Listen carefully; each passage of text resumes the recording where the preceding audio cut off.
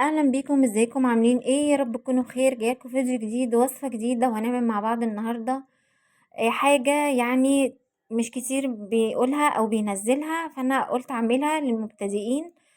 هنعمل صلصه المحشي، الصلصه المعتمده اللي هي هتديكي طعم وريحه، يعني حاجه كده بتاعت امهاتنا.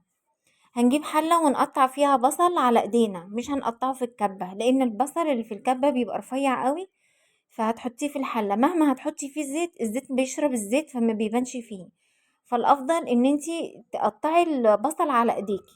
خلاص، قطعنا بقى ايه؟ يعني انا هعمل حوالي كيلو ونص من الطماطم، احط عليهم بقى ايه؟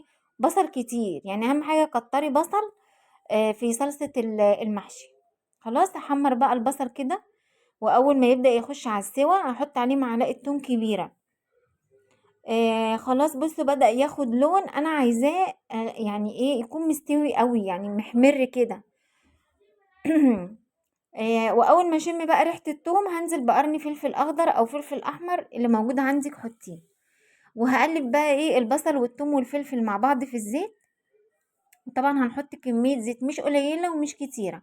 خلاص كده البصل احمر معايا، مش هيبقى غامق قوي لكن محمر. هنزل عليه بالطماطم اللي انا ضربتها في الخلاط.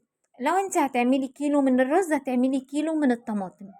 حابة بقى تزودي صلصة اللي هي في المعلبات ديت ممكن، مش حابة يبقى تمام. نحط بقى معلقة من السكر. انا عن نفسي ما بضيفش اي توابل على الصلصة، حابة ان انت تضيفي بقى بهارات المحشي وفلفل اسود وكمون وكزبرة. تمام، لكن انا بقى بحط على الخلطة بعد ما احط الخضرة والرز، بحط بقى التوابل بتاعتي.